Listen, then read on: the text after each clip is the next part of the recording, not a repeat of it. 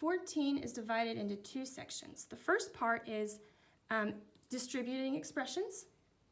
The second part is expressions where you substitute a value for a variable. We'll do 3 of these together, starting with number 2. Simplify the expressions, and you have distribution. So the first thing I'll do is I'm going to rewrite that whole thing, but get rid of the parentheses. So that gives me 4x. I've got negative 2 times 6 is negative 12. Negative 2 times negative x is positive 2x. And then plus 4. Now I've got an x variable term and a constant. So I will do my x's first. 4x plus 2x is 6x. And my constant, negative 12 plus 4 is negative 8. Now let's go down and do 3 of these where you are substituting. Look right here. You have a negative variable to substitute, and whenever I substitute with the negative integer, I said variable. Whenever I substitute with a negative integer, I always like to put parentheses around it. It just makes it easier. So we've got 8x. First, I'm going to simplify this and get rid of the parentheses. Plus 2 times x is 2x. 2 times negative 6 is negative 12. It's a whole lot easier if you simplify it before you substitute. So now let me put together my x's. I have 10x minus 12. Now I have that as simple as it gets, so now I'm going to substitute. Remember, I'm going to put it in parentheses. 10 times negative 5 minus 12. Multiply first. Negative 50 minus 12, it's a lot of negatives,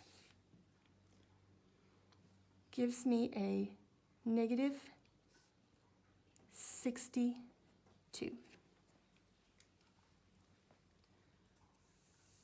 Look at number 2. So remember, first I'm going to simplify it, and then I will substitute.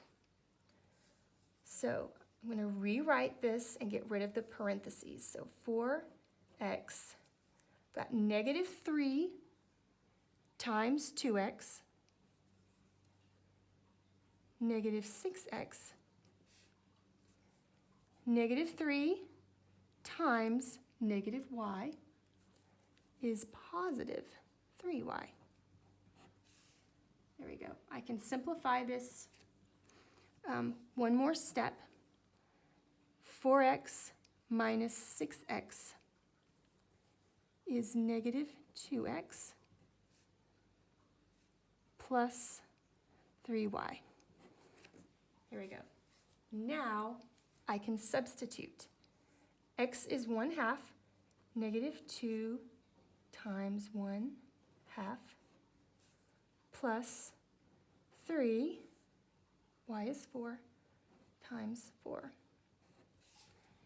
There are 2 ways that I can do this.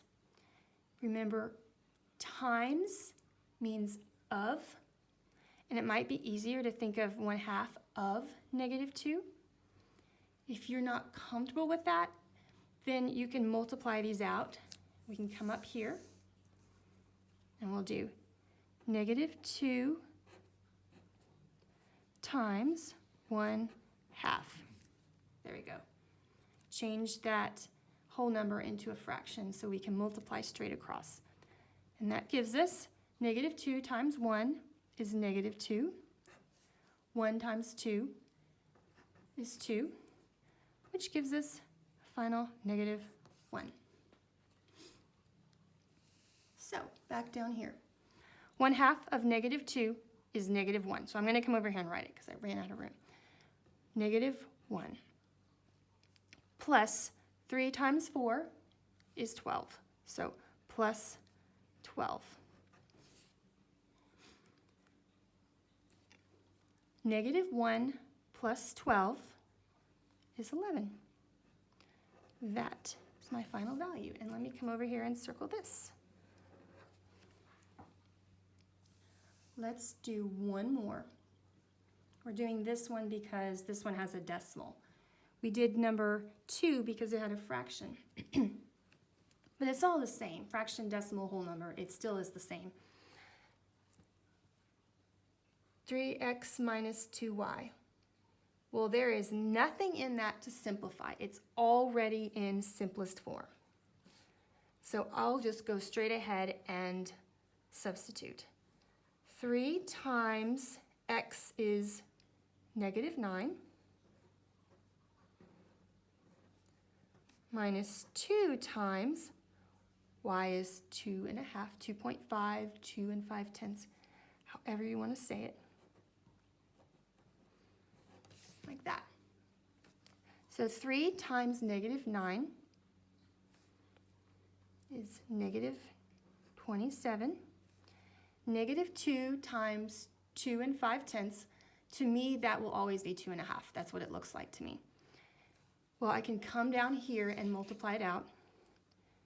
2.5 times 2 .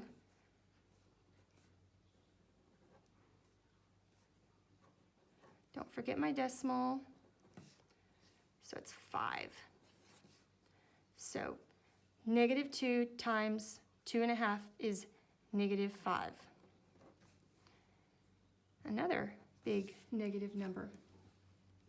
My final answer is negative 32.